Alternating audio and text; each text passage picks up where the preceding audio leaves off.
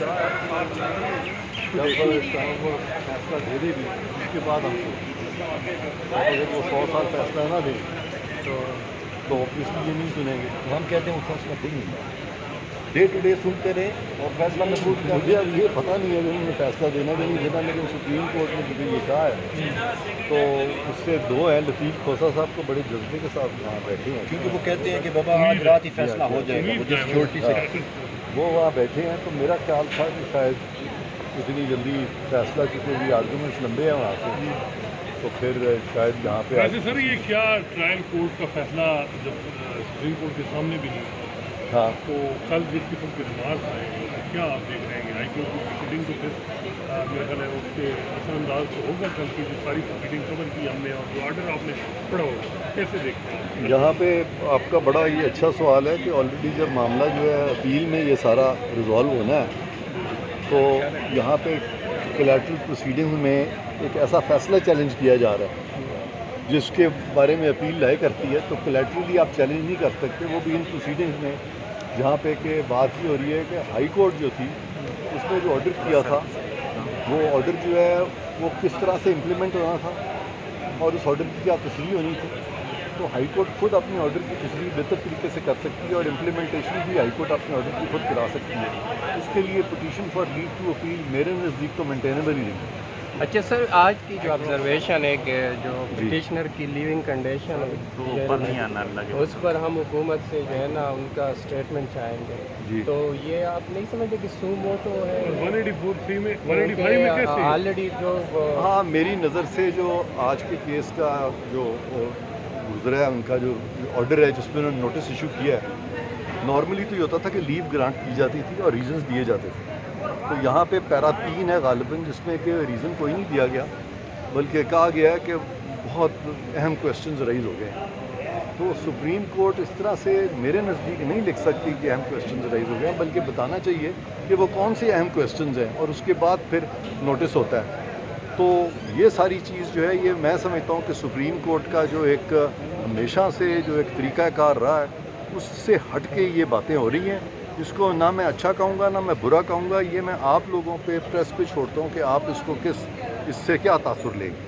جو complete justice کی بات ہے کہ جی ہم 187 میں کمپلیٹ جسٹس کر سکتے ہیں, اور میرا خیال ہے جو جس قسم رپورٹ مانگی گئی ہے یہ بھی وہی ہے کہ جی 187 کو ہم ریفر کر کے اس کیس کو سن رہے ہیں. تو کیا آپ کیسے دیکھ رہے ہیں؟ آرٹیکل 187 کو کچھ جج صاحبان نے اس طرح سے استعمال کیا ہے جس طرح وہ کہتے ہیں نا ہاتھی کے پاؤں میں سب کا پاؤں. تو 187 کو ہاتھی بنا دیا کہ جو مرضی آرڈر کر دیں.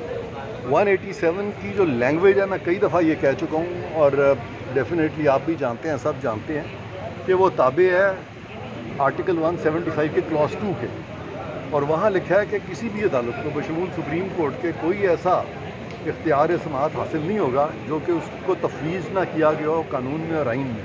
تو لہٰذا 187 انہی معاملات میں آئے گا جہاں پہ کہ ان کو دائرہ اختیار ہے. لیکن یہ جو تھا جس طرح ثاقب صاحب تھے وہ ان معاملات میں چلے جاتے تھے جس کا کہ تعلق بھی سپریم کورٹ سے نہیں ہوتا تھا, اور وہ 187 میں غالباً اوور اسٹریچ کر رہے تھے.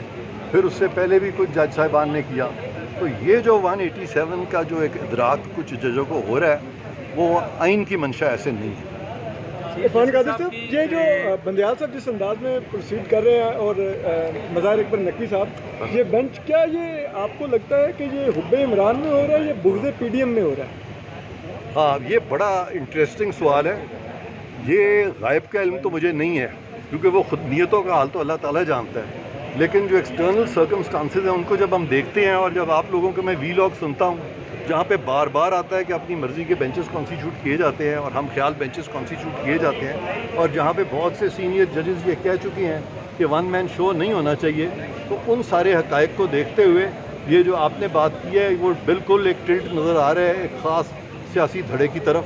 وہ ان کو میں سمجھتا ہوں کہ موجودہ سپریم کورٹ کے چیف جسٹس صاحب اور باقی ججز کو اس کو ڈسپیل کرنا چاہیے, جو کہ ابھی تک اس کو ڈسپیل کرنے میں وہ کامیاب نہیں ہو سکے. آئین کی منشا زیادہ مقدم ہوتی ہے یا ساسو ماں کی منشا زیادہ مقدم ہے؟ جی, آئین کی منشا زیادہ مقدم ہے یا ساسو ماں کی منشا زیادہ مقدم ہے؟ اس کا میں لائٹر سائڈ پہ جواب دوں گا. اس کا کوئی لٹرلی مطلب مت لیجئے گا. بالکل, وہ پنجابی میں تو کہتے ہیں نا رب نیڑے کے کسون. صحیح ہے. تو اس لیے وہ कॉन्स्टिट्यूशन करीब है कि सासू माँ, तो मैं इससे ज़्यादा कुछ नहीं कहूँगा। और मेरा कतन कोई इलविल नहीं है बंदियाल साहब की तरफ या उनकी सासू माँ की तरफ। मैं उन 10 साहब की बड़ी इज्जत करता हूँ। अच्छा सर, कल का जो आर्डर है उसमें ट्रायल कोर्ट के हवाले से ये कहा गया कि जल्दबाजी की है, तो जो सुप्रीम कोर्ट इस वक्त जो हो रहा है, तो आप नहीं समझते कि सुप्रीम कोर्ट के बिहाफ से भी यही काम हो रहा है? देखें, कल का जो ऑर्डर है जिसके बारे में कहा गया कि जल्दबाजी की गई है, वहाँ पे तो जज साहब जो थे वो बड़े आराम से इंतज़ार कर रहे थे, 1 घंटे 2 घंटे 3 घंटे 4 घंटे 5 घंटे के भी आके अपना मौक़िफ़ बयान करें, आके अपना मौक़िफ़ बयान करें। मैं हैरान हुआ उस ऑर्डर को देख के जिसमें नोटिस इशू किया गया और कहा गया कि एज इफ़ वो उनको अनहर्ड कंडेम कर दिया गया। जो शख्स अपना हियरिंग की अपॉर्चुनिटी को खुद ही ज़ाया करना शुरू कर दे, आए ही ना, उसको कैसे कह सकते हैं कि अपॉर्चुनिटी ऑफ हियरिंग नहीं दी गई? तो मेरे तो बड़े तहफ़्फ़ुज़ आते हैं उस ऑर्डर के बारे में जो उन्होंने कल पास किया। जी।